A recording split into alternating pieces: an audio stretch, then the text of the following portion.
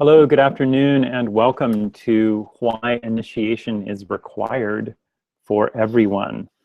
I'm starting this broadcast about a minute early because there's a little bit of a delay, and I wanted to make sure that the people who were here on time got the presentation as it starts on time. So it looks like the presentation is just starting right about now, so we're going to pause for just a moment.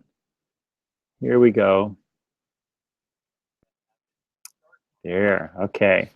So I now know that we're broadcasting because I have a little special setup over here that lets me know. That's what I'm looking at over here, is myself a few minutes earlier. So welcome, I'm happy that you're here. Initiation is a requirement, and what in the heck do I mean by that? I'm going to tell you in this broadcast, and the first thing I'm going to do is share my screen with you and then start the presentation, which I've finally figured out how to get rid of the bugs in. And you should now be able to see the slides full screen. Yay! And you should still be able to hear me. So let us begin. First of all, how to tell if you're in the right place. You're in the right place if you've been trying things like the law of attraction and it's just not working and you can't figure out why.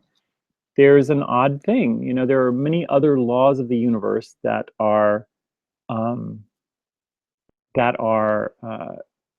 applicable other than the law of attraction. And law of attraction only teaches you one, so it's not surprising, right?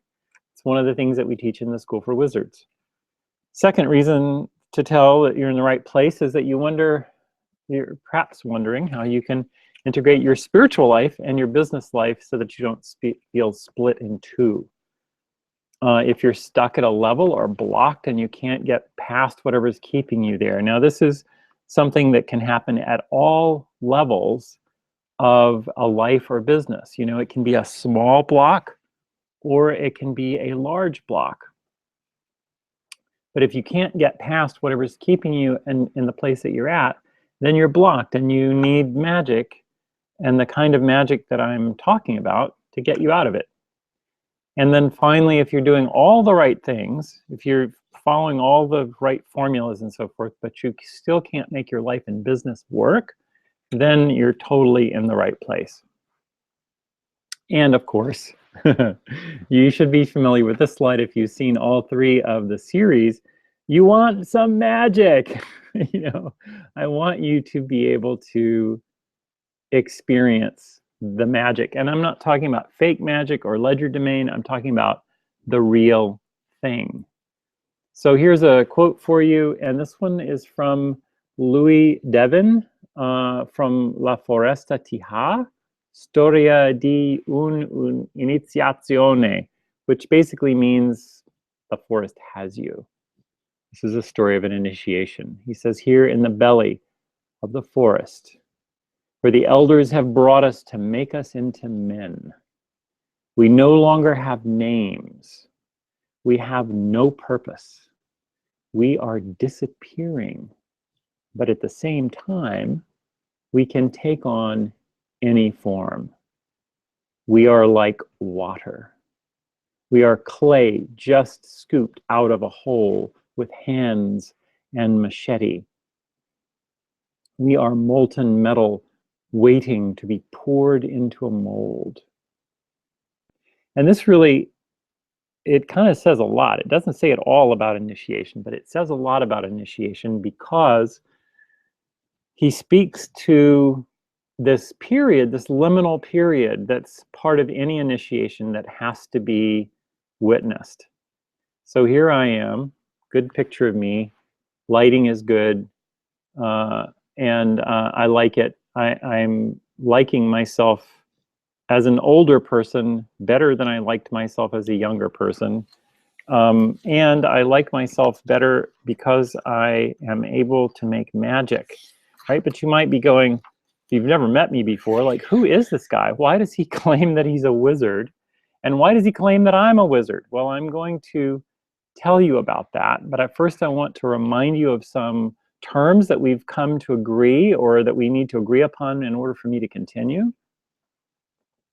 And and I'm going to first give you one more quote before we go into that. So here we go. The supernatural. Now, my theory is that the supernatural is the impossible, and that what is called supernatural is only a something in the laws of nature which we have been hitherto ignorant, which is basically my philosophy about magic and the supernatural and the impossible, right? The impossible is simply a limitation that we've put upon ourselves because we don't know the law of nature that we need to follow in order to make whatever we want possible. And this, you might notice, was written by Edward Bulwer Lytton in 1859, not 1959, but 1859. So we're going to next go to our sort of introduction to the term magic. We're going to slide into it a little bit. First, going to say any sufficiently advanced technology is indistinguishable from magic. This is Arthur C. Clarke's third law. His other two laws were quite amusing, and one of them is like, don't believe anything an old man says, or something like that. But this one is really fascinating because linguistically we can do some things with it, like we've done before. If we want to say any sufficiently advanced technology is indistinguishable from magic, it's a sentence with is in the middle of it, and it means that the subject and the object can be exchanged. One thing is another, so we can put the second thing first. So we could say magic is indistinguishable from any sufficiently advanced technology, right? Essentially means the same thing. But then if you go one step further and say that it does not matter, like if there's no distinction that we can make from one thing and another, it might as well be the same thing. So let's pretend for the moment that it is. And then you have the statement which I so adore, which is magic is advanced technology. Magic is advanced technology. Now, I didn't say Arthur C. Clarke said that. That's what I say is the meaning behind what Arthur C. Clarke is saying about magic. But here you get my definition of magic. It is a set of tools and technologies that wizards can use to influence probability in the direction of what they desire. There's a little side note on this. It's not part of the definition, but it's a side note, and it says, when wizards do this effectively, it can seem like they are doing the impossible. But wizards are living by the same universal laws as everyone else.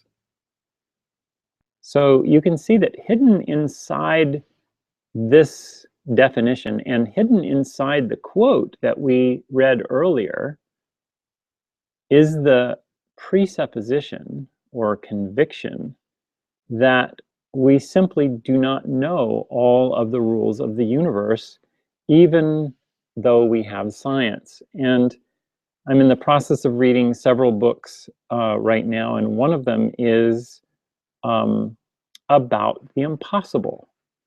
And this book, I think it's called Technicians of the Impossible. And it's a collection of stories about people who have done psychical and paranormal research. And psychical and paranormal research was very much alive and well in the 19th century and in the earlier part of the 20th century. And in fact, there are many experiments which can still be done, which have no explanation in terms of modern science. Nobody's tricking anyone. It's just that these particular experiments don't follow the laws of nature as we know them. So what does science do with information like that? Well, what science does is it says anything that doesn't fit into our paradigm goes away. And what the School for Wizards is saying is, don't let that go away. It's saying, and I'm saying, let's understand that we don't yet understand all the rules of the universe, and let's set about trying to determine what some of those are so that we can begin to function more effectively as human beings. So I want to tell you a story. This is a runaway story, and I told part of this story last time we had a webinar, which was 2 weeks ago. And I want to tell this story now, this time with a little bit of a twist. And all I'm doing is just adding information in that I didn't tell you before. So I want to tell you the story in a new light today, and you'll see that it is very relevant to the topic at hand. You see, before I left home at 15, I realized that something was terribly wrong. Now, I have to be really careful here because I don't want to disparage my parents, who really were doing the best they could. But my father, my dad, was not very engaged, like a lot of fathers, and my mother really was unable to be engaged because she had some mental health issues, and I really think she'd fallen into this huge depression after the birth of my youngest brother, and she just never came out of it. So they weren't able to be the storybook parents.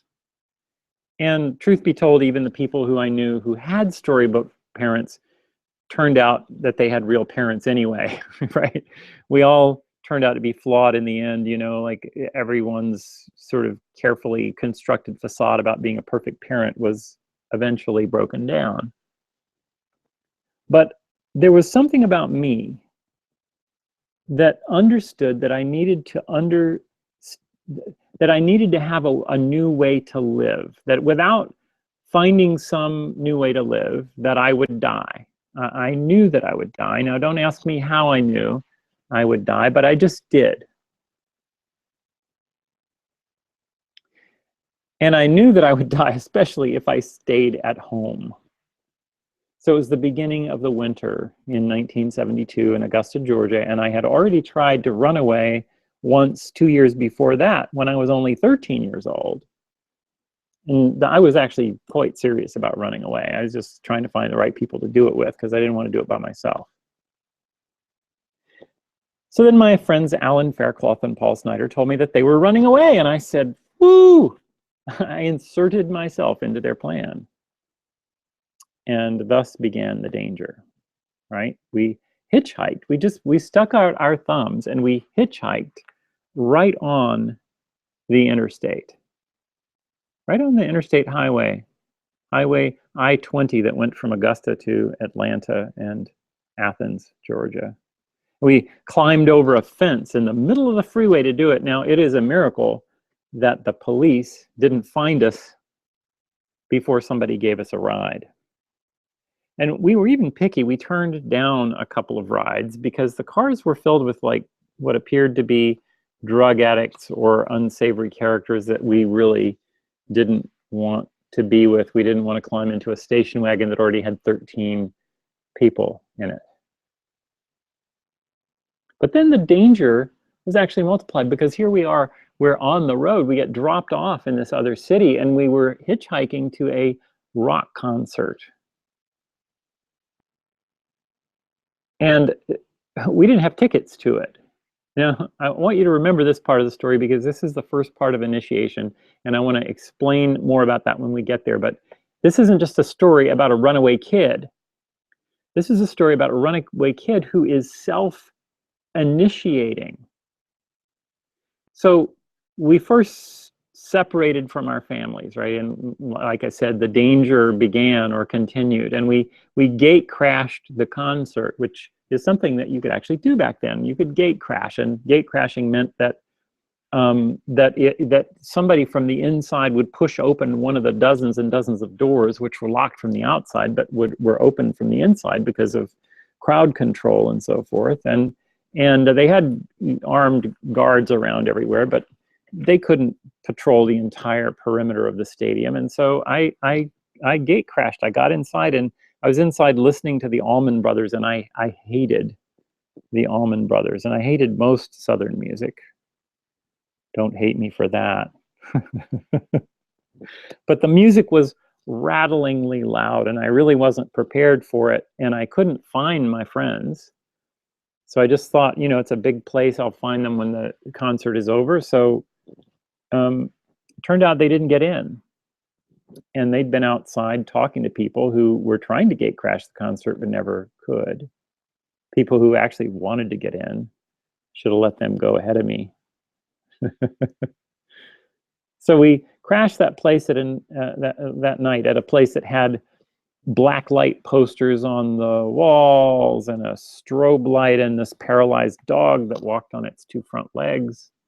And it was as if we had entered a completely new world in which nothing made sense, right? Remember that part too, because that's another part of initiation. And after this, there were 4 days of navigating the streets of Athens and then Atlanta, Georgia, until, as I explained last webinar, my friends also abandoned me. Now, when I look back on it, it really was the right thing for them to do, because I'd crashed their little runaway party in the first place. I had. And I want you to notice this moment, right? This moment where I spent these 3 days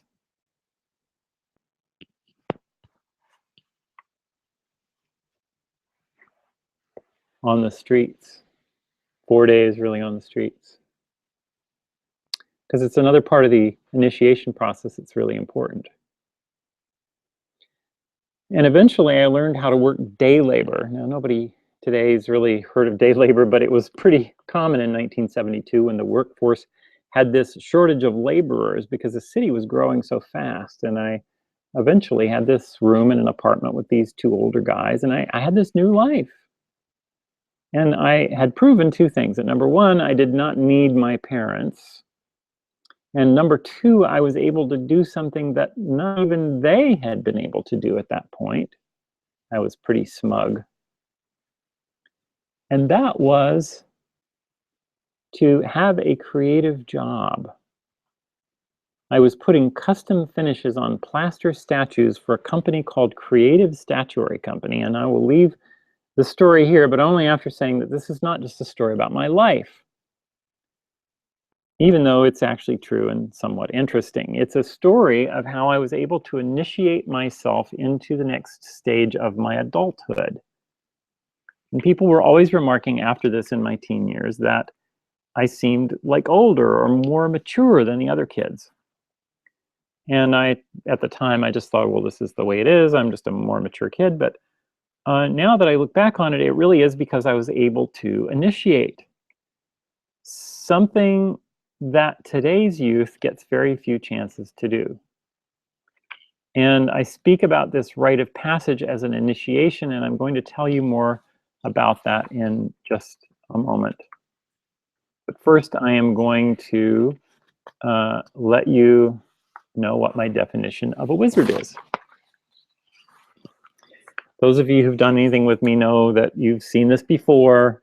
A person of any gender who's living their life the way life was designed to be lived, with a balanced feeling of power and with the knowledge and skills to do things that others might think impossible.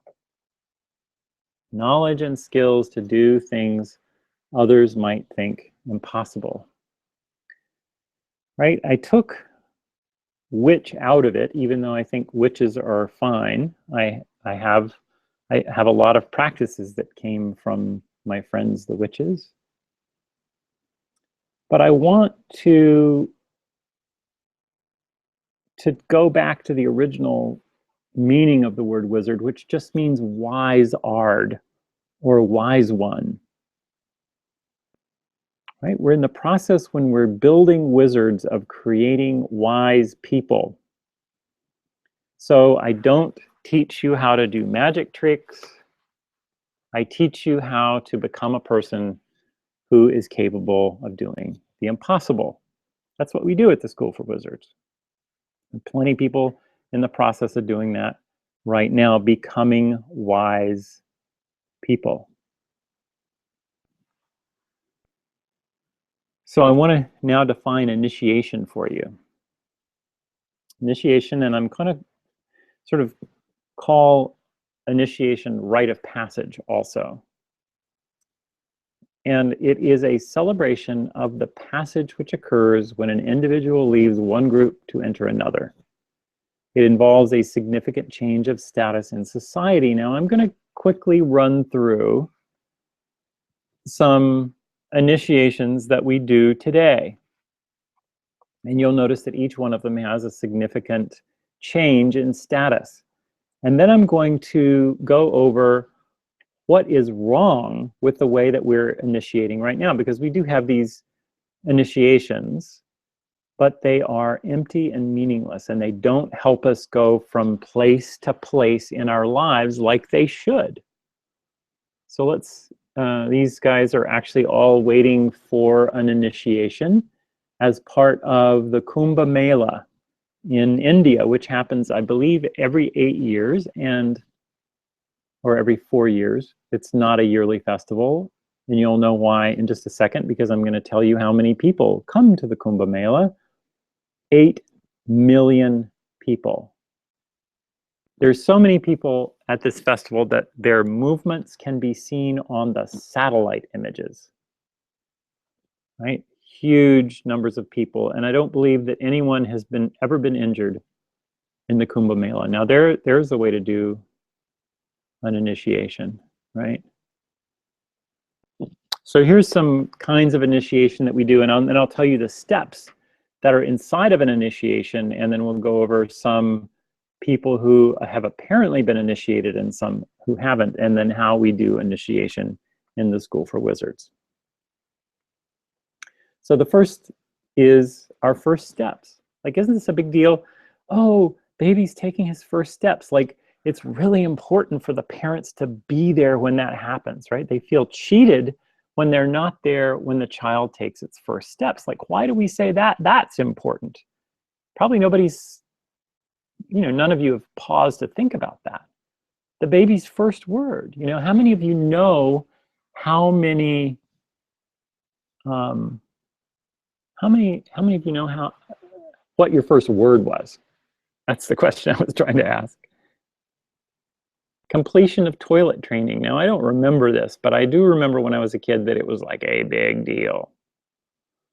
Now, this thing called breaching, which is next, is something that is no longer done, but I just wanted to let you know that there are some time-honored traditions that have been given up that were very interesting initiations, because breaching was done for male children who wore shifts and dresses until a specific time, usually when they were 2 or 3.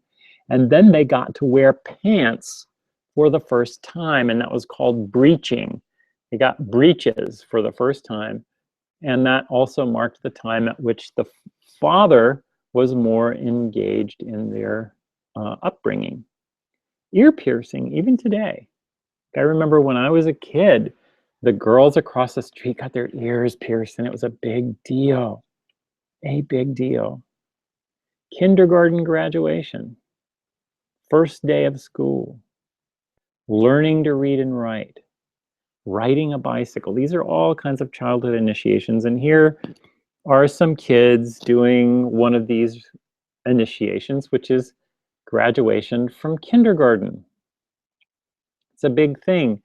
Notice what happens. Like, if you remember back to when you were in kindergarten, if you went to kindergarten, not everybody did, or some kind of preschool like this, you'll notice that it was a big deal. Like, you were no longer in kindergarten, you were now officially in school. Like, it was big for you, right? So let's talk about the kinds of initiation that happen for us now in adolescence and young adulthood.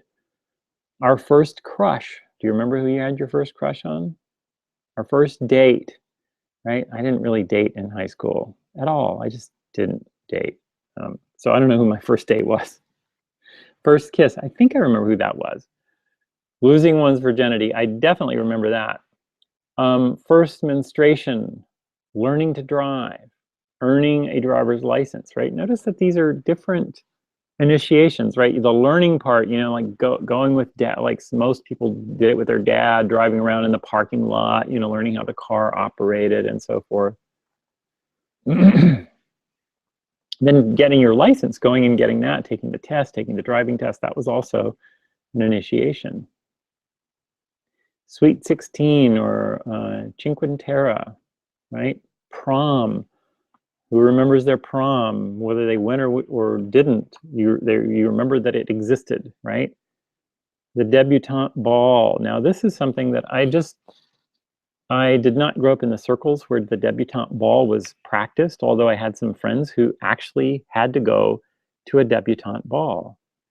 And it's a very intense initiation because it's a woman's first presentation to, quote, society. It's the first time she appears in public as an adult, right? Usually they're in high school, junior or senior in high school.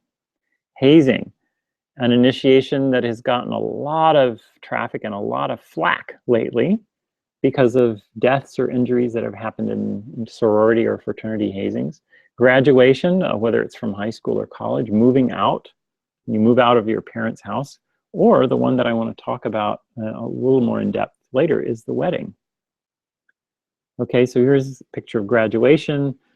I want you to notice some things about these initiations. The initiates are all wearing the same thing, right? This is from time immemorial. This is not just something that we made up. Like you have to have the gown and the cap, not just because it's habit, but we don't remember the original reason why. But here's graduation. Here's the debutante ball. These girls are so wonderful, aren't they? All dressed identically, all wearing their little corsages or their bouquets of roses, being presented for the first time. This is a big deal for them, a big deal, even bigger deal for their parents. So here's some kinds of religious initiation: the bar mitzvah and the bat mitzvah, the confirmation in the Catholic Church, the walkabout in the Australian outback, Rumspringa with the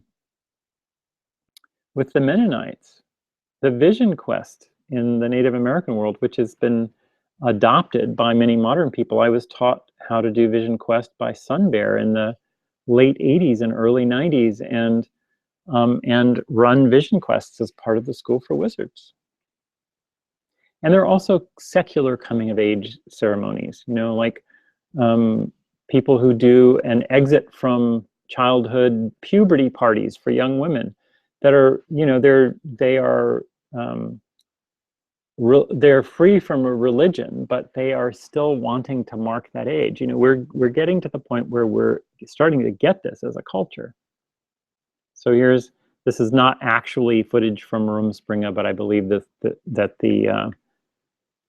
these are people from a band called Rumspringa, and it's while this is not Rumspringa, it recognizes the sort of quality, I think, that kids who are raised without technology find themselves experiencing, like this brightly colored kind of confusing world where nothing is as it at first appears to be, right?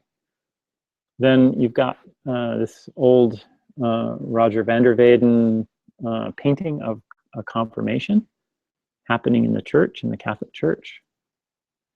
And there are other kinds of initiation too. There is the white coat ceremony in medicine and pharmacy. Your black belt grading in martial arts.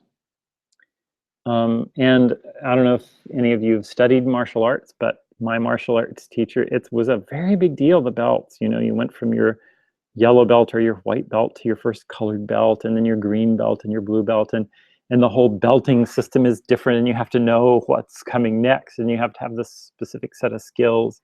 So there's an initiation to levels in the martial arts. There are also scarification and various other physical endurances, including tattooing and piercing. Now, I want to say that there was a resurgence in the late 80s and 90s especially of people who were called modern primitives. And someone who I have met and who appeared in our presentations that we used to do, his name is Fakir Musafar, and he is a very interesting fella.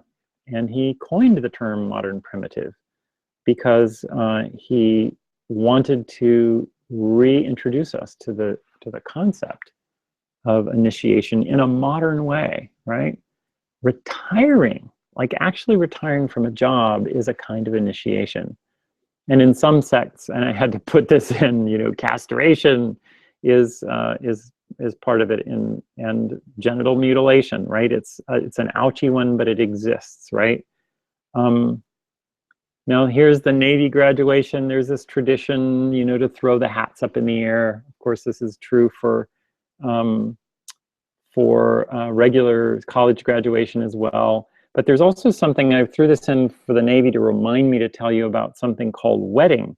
And if wetting, W-E-T-T-I-N-G, and in wetting, what happens is that individuals who achieve the next level of rank are dunked in the ocean. Like they're just thrown in the water and gotten wet. That's their initiation. So this is a woman, her name is Elaine, oh, I forgot her last name, Elaine Coleman, I believe. I'll issue a retraction on that if it's not correct. She's the most tattooed woman in the world.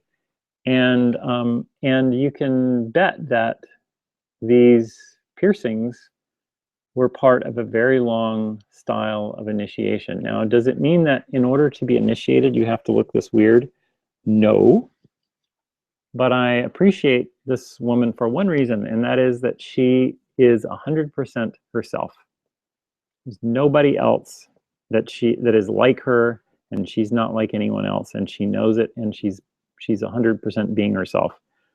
It's one of the things that we learn as wizards, is to truly advance and become wise. We become ourselves, more of ourselves than we even could realize.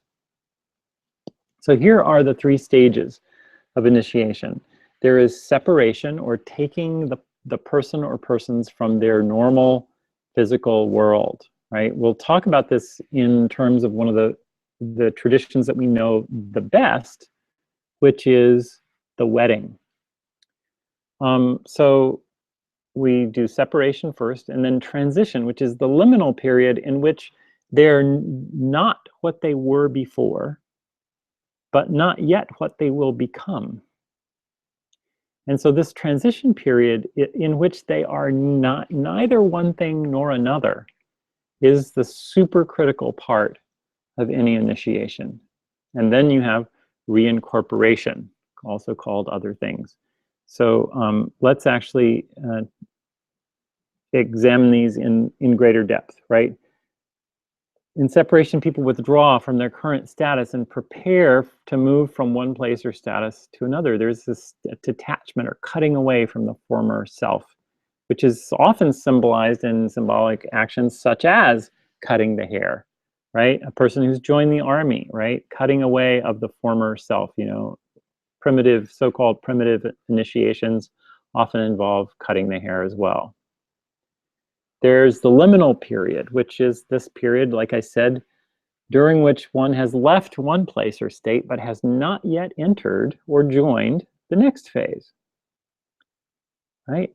The attributes of liminality or of liminal personae are necessarily ambiguous. Like, who are they, right? Remember the quote I read you in the first place? It said, we are becoming unimportant. We're becoming like water. We're becoming like clay. We don't know what we are. We've been brought to this place to become something else, but we're not that yet. We've become something else, some in-between thing. So I want to tell you at this point, I've been, to tell you how long I've been into these ideas. I actually tried to find some press from it from 1986 when I did this performance, my first independently produced performance, in which I got a bunch of volunteer actors together and we did a highly technical performance based on stories from their lives. And the topic was the liminal, the periods between things. And so we did graduation, we did divorce, where, you know, like you've started the divorce proceedings, but you aren't divorced yet. And the period, that sort of fuzzy period between life and death, you know. So I've been fascinated by this liminal period and about the process of initiation for multiple decades now.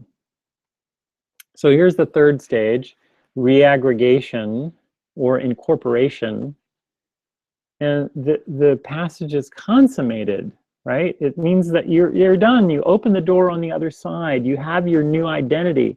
You have your new status in society. And reincorporation is usually characterized by elaborate rituals and ceremonies like these debutante balls that we looked at earlier, college graduation, and outward symbols of new ties. Now, reincorporation for me, when I was a runaway, involved me getting this job at a statuary factory. Right? I had a new life. Like, I was no longer my parents' child. I brought home a paycheck. I lived by spending that paycheck. I was 15 years old. Now, you could say, that's crazy. Why did you do that? That was an insane thing to do, but it was what was required for me to go to the next stage, and I'll show you how that is. But so let's examine this from the viewpoint of the wedding, right? I'm not going to show you silly wedding pictures because everybody's seen them. It's the most common initiation ritual in our culture, and the one that still has the most ritual pieces in it, which people don't really understand. They're just like, oh yeah, we've got to do the cutting of the cake, we've got to do the garter, we've got to do the bouquet, we've got to do the first dance. It's like, got to do the toast. You know, I left a bunch of these out, but there is a very regulated system of requirements for the bride and the groom and all of the guests at a wedding.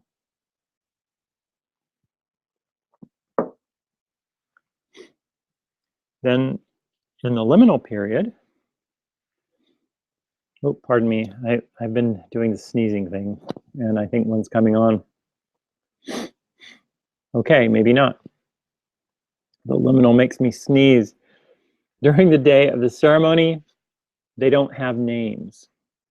Instead, they're called, you might have noticed this, they're called the bride and the groom, right? Whatever names they had before, they don't have them anymore. They are the bride and the groom. And they wear special clothing, right? Unlike the multiple initiates in a graduation ceremony who all wear the same costume, the bride and groom wear unique costumes that everybody knows. Like, you know, if you go against this, it's actually considered kind of cool, but everybody knows that if you're going to do the wedding ceremony the right way, the bride wears white, the guy wears a tuxedo or a three-piece suit, the groomsmen are all dressed the same, the bridesmaids are all dressed the same, and most importantly, they can't speak to each other until the actual ceremony, right? It's not like we're sequestering them from all contact, but they're certainly sequestered from all contact with each other. So let me actually say, even though there's no slide for it, that the reincorporation period actually begins. Did I? You know what? I prepared a slide and it just disappeared, right? So let me just tell you what was on the disappeared slide. is that the reincorporation period begins with the ceremony, right? They're out of the liminal once the wedding ceremony occurs, and then the reincorporation ritual is the ritual that happens after that. So they have a ritual of domestication, right, which is sharing food with each other. So that's the cutting of the cake and the feeding of each other the pieces of cake. In other weddings throughout the world, this is handled a completely different way by having constant eating in the wedding. You know, like there's this sort of beautiful thing where the taste buds are, you know, just delighted by all sorts of food that the bride and groom feed each other, and then the guests get to eat, you know, during the ceremony. It's really quite incredible. Then there is the, you know, sort of social graces part of it, you know, which is the first dance. They need to be seen together in public. They need to be acknowledged by their peers, right, which is what the toasting is all about. So they have gone through this liminal period, then they've emerged from it to get all of these special things, right? These models or metaphors for how they're going to behave. Now, I want you to first of all notice about this, how hollow this is. How hollow this is. Because we do these things automatically without thinking about them, right? The power of the wedding ceremony or the wedding ritual has been changed to a ceremony which has a lot of anticipatory value. Like, in other words, you know, the bride and groom are anticipating it. It's, you know, it's frightening for them, but the depth of it is not nearly as it could be. Now, arguably, the wedding ceremony is a ceremony with depth, but if you think that's deep, imagine something that is possible, that is 10 times deeper and more accessing the deep parts of ourselves even than that. That's the kind of initiation that I want us to have. So there are actually 8 stages of life.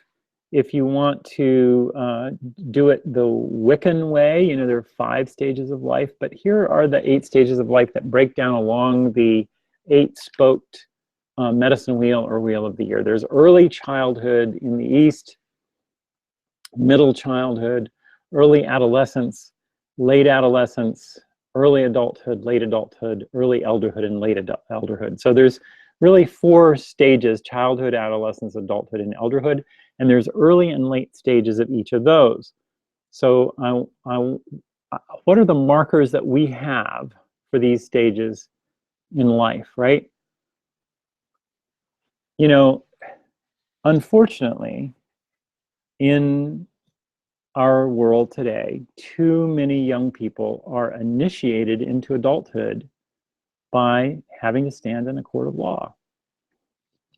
And you might say, oh, well, only criminals have to stand in a court of law, but in fact, there are a lot of wrongly accused people who stand in a court of law, because we have a lot of people coming before judges in this culture, right? So just whatever you think of that, right? It's just an empty courtroom here. So whatever spin you want to put on this, you have to admit that many of our young people get initiated into adulthood by being sentenced in a court of law, right? They get their identity stripped away, they go into a liminal period, they get sentenced, and then they start this new phase of their life, which is prison. And you could also say that they're inside that microcosm is the liminal period of prison. You know, they basically go into prison, lose their identity as a citizen of the country or the world, and then when they're done with their prison sentence, then they need to reincorporate. We don't recognize that this is happening, and we don't give them the tools that they need to reintegrate. And so many of them, feeling more comfortable in this liminal period, just end up going back to jail, consciously or unconsciously. Getting drunk, right? What a terrible rite of passage, right? Because we don't have tools around it. And I'll show you a slide later about rites of passage that are still practiced today that have, like, these things have been stripped.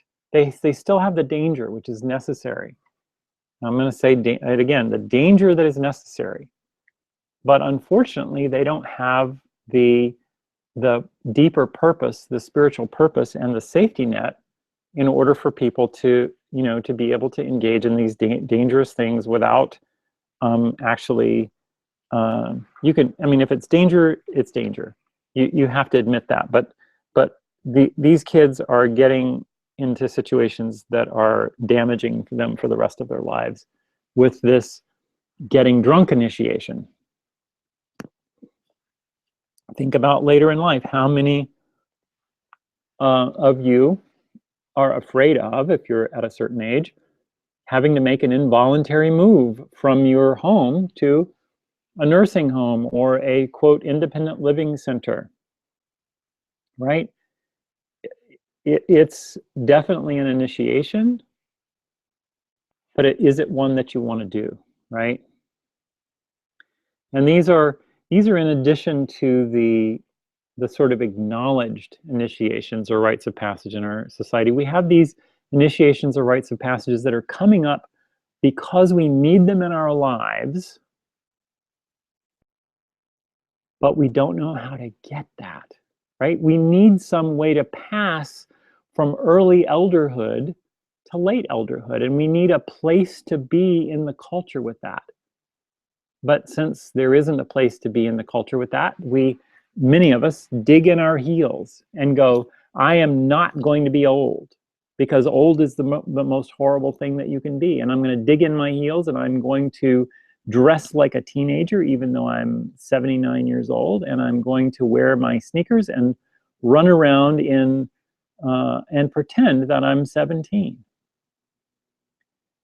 Now, I'll show you the difference between these two types, right? There is another type of person who maintains a sense of vitality when old, and another kind of person who because they're desperately trying to hang on to what they had before, lose their ability to actually be who they are.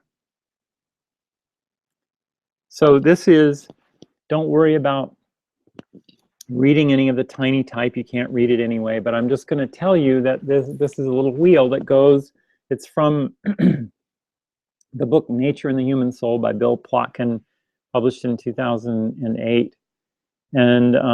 And east is to the right, south is to the bottom, west is to the left, and north is to the top. So we have these initiatory periods, right? From birth to naming, right, is the first stage, right? And naming used to be done a little bit later, right? But our initiation and our gift at this point in our time is luminous presence. Like all a baby has to do is just exist, because it's luminous and beautiful just on its own. And then as the child begins to develop, these are the things that make it human. It gets a name, and then the task in middle childhood is exploring nature, discovering the natural world. And the gift of this period of life is wonder. I wonder, oh, what's this? Oh, what's that? Oh, look at that, right? And then after this period, puberty comes, right? Ouch. We think, oh no, right? But if we honor puberty and we say, look, this is the new place for you to be, right? Your task at this stage is creating a secure and authentic social self. This is that stage in junior high school where the kids are, being kids with each other and being mean to each other and being kind to each other and learning about how to be secure and authentic socially. And their gift at this point in time is fire, right? It's the fire of those junior high kids in the 7th grade fighting each other with swords. Then we have the stage of late adolescence, the wanderer, right? This is when you leave home, right? You leave home. Puberty's over. You take the adolescent identity out, and your gift is mystery and darkness. This is where We need to provide safe places for adolescents to experience their darkness. Because if we don't, then what of the world? What of the world? Right? Then once they get out of this stage, they go into early adulthood, and this is when the soul initiation happens, right? This is when the gift is visionary action and inspiration, right? The 20s, right?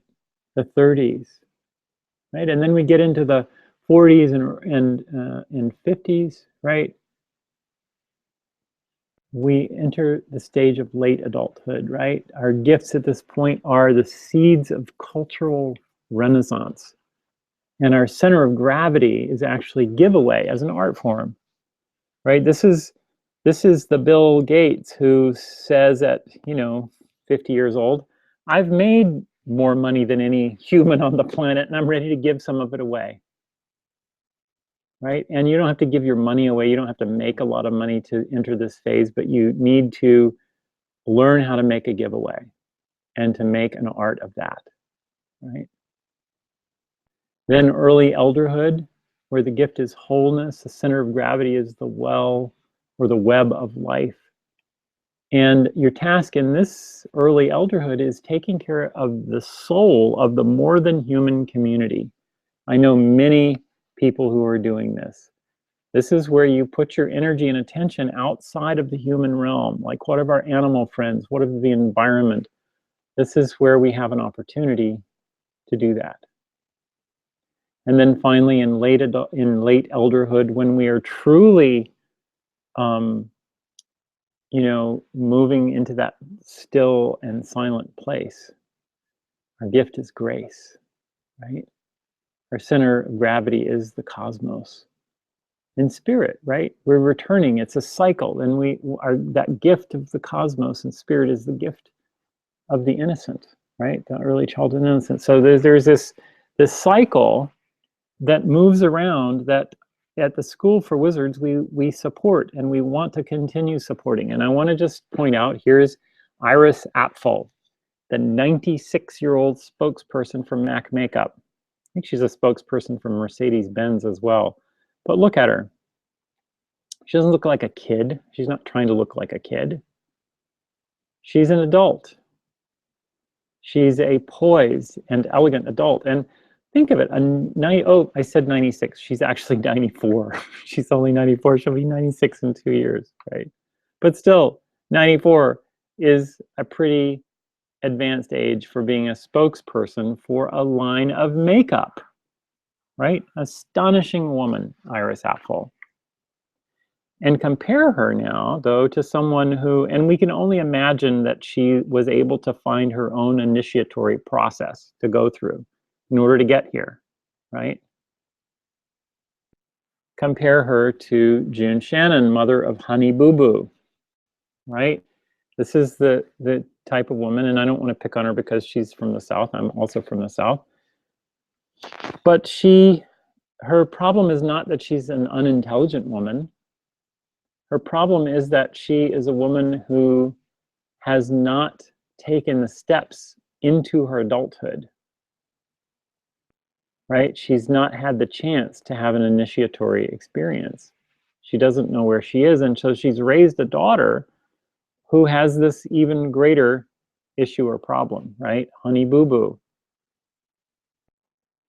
Right? Now look at this. Compare the two of them, right? There's mom looking like a little girl, and there's little girl looking like a mom, right?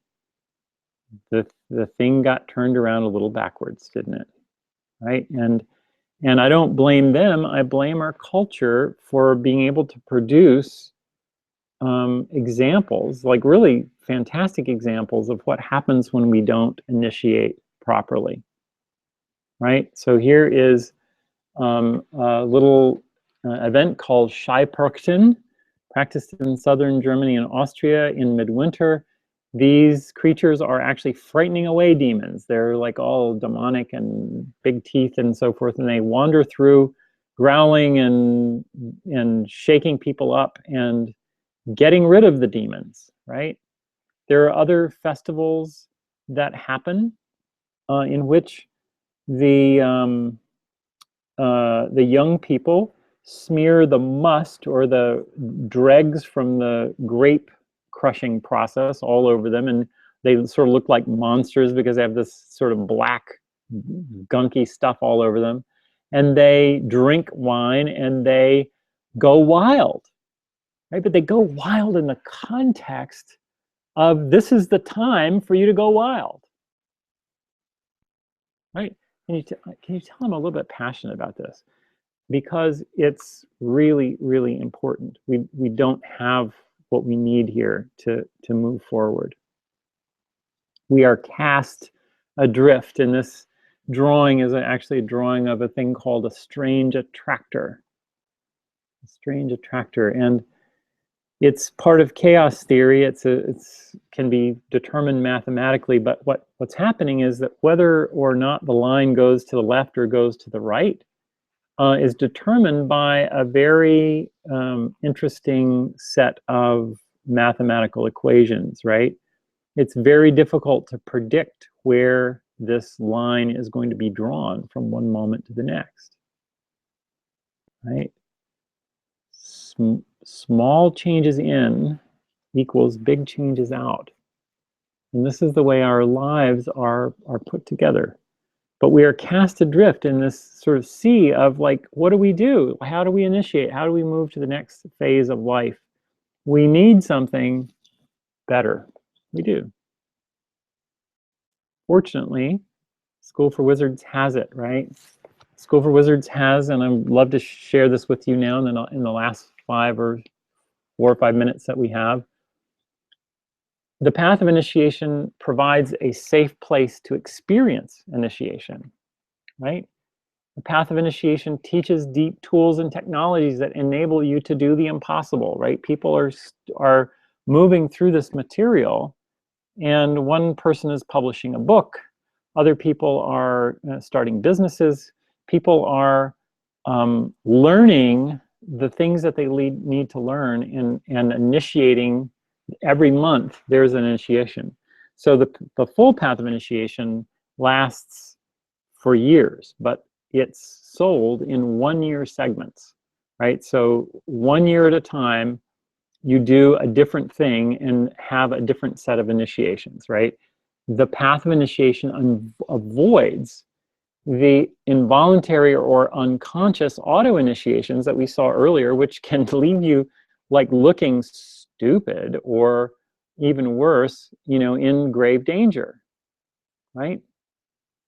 And initiation and the kind of initiation that we do in the School for Wizards allows you to truly be in the stage of your life that you're in. We do a different initiation into the school like every month, and then at the end of the year there's a big initiation for each year. You are initiating a different aspect of the elementals. The first year is fire, represented by the wand. The second year is water, represented by the cup. The third year is air, represented by the sword or the knife. And the fourth year is earth, represented by the plate or the disc. So here's how you can find out how to join me. You can go to the schoolforwizards.com/path of initiation. I'm going to escape from my presentation now and actually move over to that page, right? So in the path of initiation, which you can go to by going to the schoolforwizards.com/path of initiation with dashes in between, path dash of dash initiation. And I'm noticing that on the YouTube version of this, you can't really see the text all that well. Sorry about that. But I'll just briefly say that in year 1, we'll do the 11 pairs of archetypes that govern everything in your life, right? This is all of the major archetypes. They're bigger than humans. We need to learn about them because our behavior and everything that we do fits within these 22 archetypes. And they have remained hidden in plain sight, and they can help you now with the issues of your business and your life right at this moment. And they represent the invisible road that the greatest people in the world have taken. Bowie studied this material. Madonna studied this material.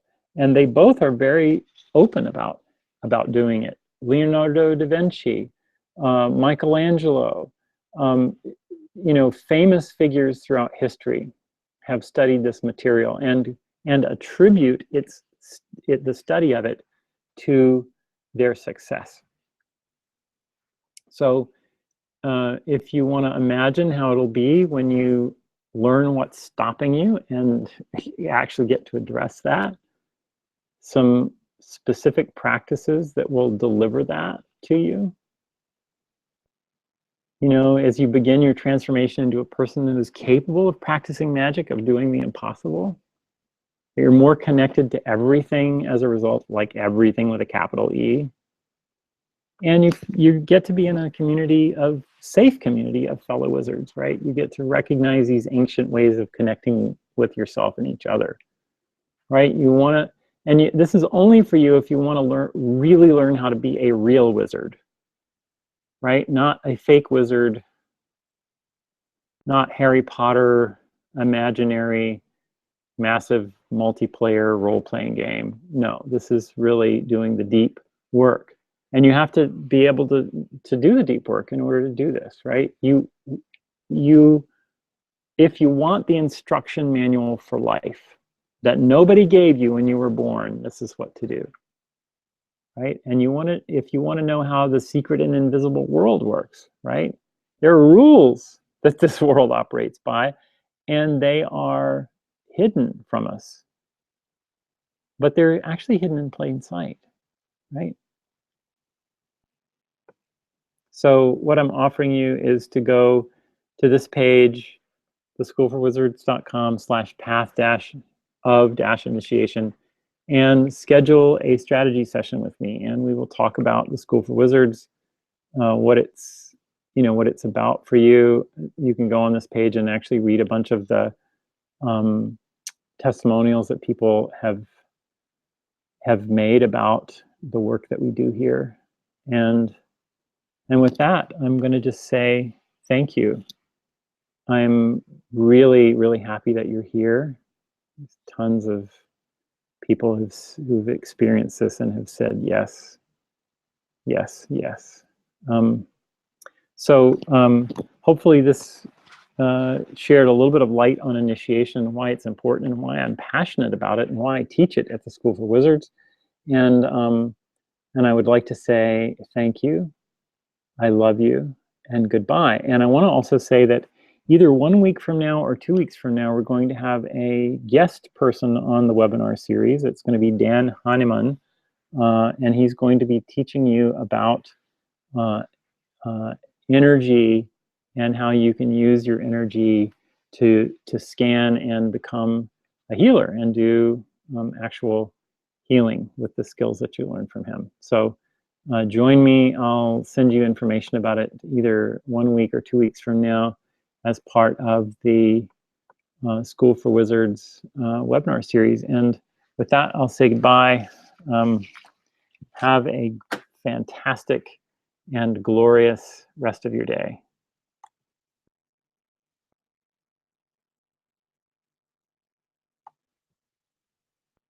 All right, can you see me? Bye. Bye. Take care.